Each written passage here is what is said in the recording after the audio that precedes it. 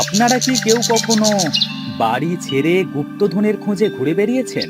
কখনো কি সেই গুপ্তধনের নেশায় নিজের জীবন বিপদে ফেলেছেন? আমাদের কমল, বিমল আর অমল কিন্তু একেবারে আলাদা। ওরা দিন রাত শুধু গুপ্তধনের নেশায় ডুবে থাকে। ওই দেখুন, তিন ভাই মিলে বসে বসে চিন্তা করছে কিভাবে গুপ্তধন পাওয়া যায়। কিন্তু গুপ্তধন পাওয়া কি এতই সোজা? কি ব্যাপার, তিন রত্ন বসে বসে কি চিন্তা করছিস শুনি? বিরক্ত করো না তো কাকি। বাবা, কি এমন করছিস শুনি সে বিরক্ত হচ্ছিস? আসিস তো বসেই। আমরা তিনজন ভাবছি। খুব গভীর ভাবনা। কি ভাবনা শুনি, আমাকেও বল। ও ওসব তুমি বুঝবে না। এসব বুঝতে হলে আমাদের মতো জ্ঞান থাকতে হবে। তোদের জ্ঞান আছে বুঝি? তা কি বিষয়ে জ্ঞান চর্চা করছিস? গুপ্তধন, বুঝলে? গুপ্তধন। গুপ্তধন? হ্যাঁ, গুপ্তধন। আরে গুপ্তধন পেলে আমরাও ধনী হয়ে যাব, বুঝলে? আবার তোরা গুপ্তধন নিয়ে ভাবছিস? আরে বুদ্ধুরাম, ওসব কিছু হয় না বুঝলি। গুপ্তধন পাওয়া কি তোদের মতো পুচকে ছেলেদের কাজ? এইসব ভেবে সময় নষ্ট করিস না। তুমি যাও তো এখান থেকে কাকি, আমাদের জ্ঞান বাড়াতে দাও। হ্যাঁ, আমরা যত ভাববো তাতে আমাদের জ্ঞান বৃদ্ধি হবে, আর আমরাও গুপ্তধন পাওয়ার পথ পেয়ে যাব। ভাবতে থাক, ভাবতে থাক, তোদের কপালে গুপ্তধনের জায়গায় গরু মিলবে দেখিস। কাকি চলে যাবার পরেও তিন ভাই বসে বসে চিন্তা ভাবনা করতেই থাকে। কিন্তু গুপ্তধন পাওয়া কি এতই সহজ কাজ নাকি? তাই তাদের চিন্তার চাকাও ঘুরতেই থাকে, কিন্তু সামনে এগোয় না। কিরে অমল, বিমল, তোরা কিছু ভাবলি? আর ভাবা, আরে মাথার জট খুলছেই না। এই অমল, আরেকটিবার ধাঁধাটা পড়তো। দুধের সাগরে পান্তুয়া, যদি পারো তোমরা, সামনেই দালান, তার ভেতরে পাবে তোমরা বিশাল বিশাল পালোয়ান আর জাদুর দরজা। যদি চাও গুপ্তধন, তবে তাদের হারিয়ে ডুব দাও হাতে রেখে প্রাণ মন। এ তো চিন্তার বিষয়।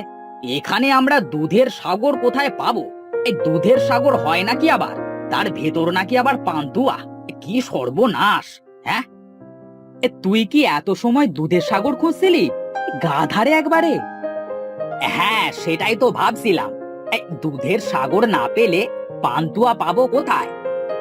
ওরে বোকার হদ্দ, এখানে তো ধাঁধা বানিয়েছে। সত্যিকারের দুধের সাগর হয় নাকি? ঠিক তাই, কাকি ঠিকই বলেছে। এমন ভাবে চিন্তা করলে গুপ্তধন নয়, গরুই পাবো।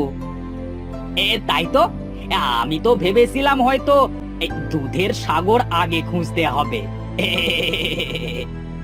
এই হাসিস না, আমরা এই গুপ্তধন হয়তো খুঁজেই পাবো না। কত ভাবলাম।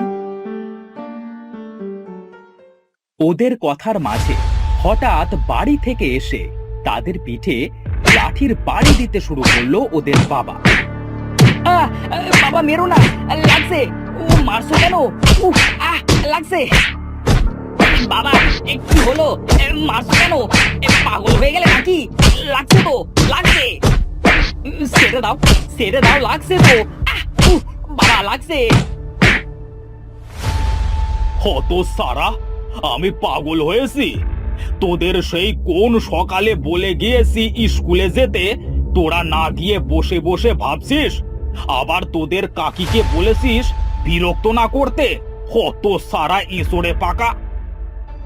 আমরা তো ইয়ে মানে গুপ্তধন। গুপ্তধন? হ্যাঁ, গুপ্তধন। ওই ভূত তোদের মাথা থেকে ছাড়েনি এখনো? হত সারা ডান পিঠে ছেলের দল। এই জন্ম দিয়ে বউ আমার ঘাড়ে ফেলে গেল ওদের রে। এই কুলাঙ্গারদের নিয়ে আমায় ধুকে ধুকে মরতে হচ্ছে। কই বাবা, তুমি তো দিব্যি বেঁচে আসো, মরছো কোথায়? লাগছে, লাগছে, লাগছে। তবে রে বেটা ছেলে, এই দিন রাত চাষির কাজ করে পেট চালাবো, আর তোরা শাসির ছেলে হয়ে গুপ্তধন গুপ্তধন করে দিন কাটাবি? তারা বেটা ছেলে।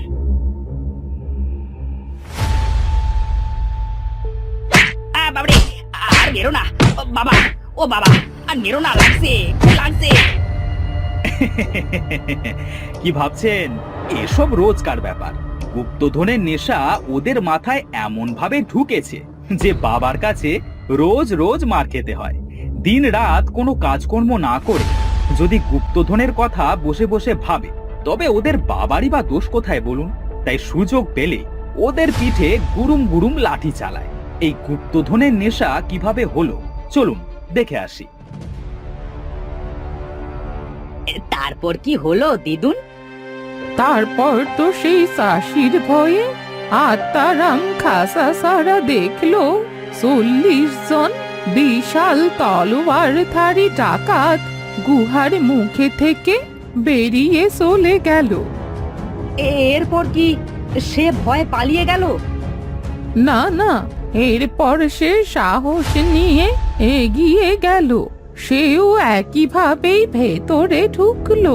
গুহায় যেই না ঢুকেছে তখনই দেখে চারপাশে শুধু ধন রত্ন, টাকা কড়ি, মোহর। এত গুপ্তধন পেয়ে সে যা পারলো তাই নিয়ে সম্পদ দিল। হ্যাঁ, তবে আমরাও গুপ্তধন খুঁজবো। হ্যাঁ হ্যাঁ, আমরাও খুঁজবো, আমরাও ধনী হব। হবি বাসা হবি।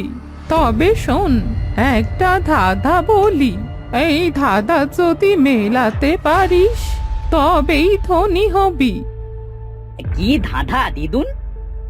দুধের সাগরে পান্তুয়া, যদি পারো তোমরা সামনেই দালান, তার ভেতরে পাবে তোমরা বিশাল বিশাল পালোয়ান আর জাদুর দরজা। যদি চাও গুপ্তধন তবে তাদের হারিয়ে ডুব দাও হাতে রেখে প্রাণ মন। আমরা ধাঁধার উত্তর পাবই। এভাবেই 3 ক্ষুদে চাষি শুরু হলো গুপ্তধন খোঁজা। এভাবেই আস্তে আস্তে তারা বড় হয়ে গেল, কিন্তু গুপ্তধনের নেশা আরো বাড়তে লাগলো। বাবা মারা যাওয়ার পর এখন আমাদের কেউ রইল না দুনিয়ায়। হ্যাঁ, এবার আমরা আমাদের গুপ্তধন খোঁজায় মন দিতে পারি। বেশ, কাল থেকেই তবে আমরা বেরিয়ে পড়ব।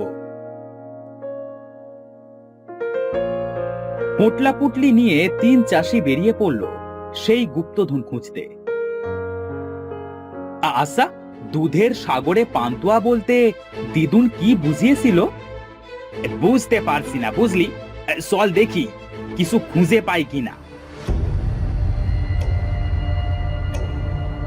জঙ্গলের পাশেই তারা একটা দিঘি আবিষ্কার করলো, যেটা রং সাদা আর অনেকগুলো ডাব জলে ভেসে রয়েছে, ঠিক পান্তুয়ার মতো।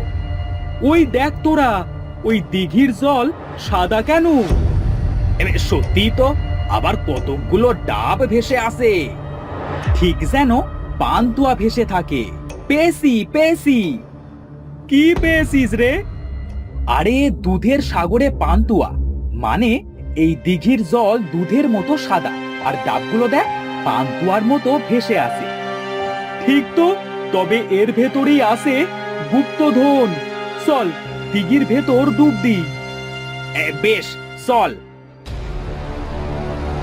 3 ভাই দিঘির ভেতর ডুব দিল। ভেতরে কিছু দূর যেতেই তারা আবিষ্কার করলো কতগুলো পালোয়ান মাছ একটা জাদুর দরজা পাহারা দিচ্ছে। দরজার চারপাশ দিয়ে রং বেরঙের ধোঁয়া ছুটছে। ওই দেখ তোরা, দিদুনের কথাই ঠিক ছিল, কতগুলো পালোয়ান একটা দরজা পাহারা দিচ্ছে, তার মানে ওর ভেতরেই গুপ্তধন আছে। সবই মিলে গেছে, কিন্তু ওই পালোয়ানগুলোর কি হবে? আরে আমরা চাষির ছেলে, সারা দিন খেতে খামারে কাজ করে শক্তি তো কম হলো না, আমরা 3 জন মিলে এদেরকে হারাবো। ঠিক বলেছিস, এদের সামনে চল। 3 ভাই গিয়ে ওদের সাথে যুদ্ধ করে। গায়ের তাজা দুধ, ঘি, ডিম খেয়ে যা শক্তি সঞ্চয় করেছিল ওরা, তা দিয়ে লড়াই করে অবশেষে দরজা অবধি ওরা পৌঁছালো। এই দরজা তো কিছুতেই খুলছে না। আমার মনে হয় না এই দরজা এত সহজে খোলা যাবে। আচ্ছা, তোদের মনে নেই দিদুন সব সময় বলতো বিপদে পড়লে তার শেখানো ধাঁধা বলতে, তবে নাকি বিপদ কেটে যাবে। আয় আমরা তিনজন সেই ধাঁধাটা বলি। দুধের সাগরে পান্তুয়া, যদি পারো তোমরা সামনে দালান, আর ভেতর পাবে তোমরা বিশাল বিশাল পালোয়ান আর জাদুর দরজা। যদি দাও গুপ্তধন, তবে তাদের হারিয়ে ডুব দাও তাদের প্রাণময়।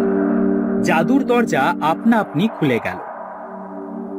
ওরা ভেতরে গিয়ে দেখে কত সোনা দানা। ওরা নিজেদের চাহিদা মতো যতটা পারলো নিয়ে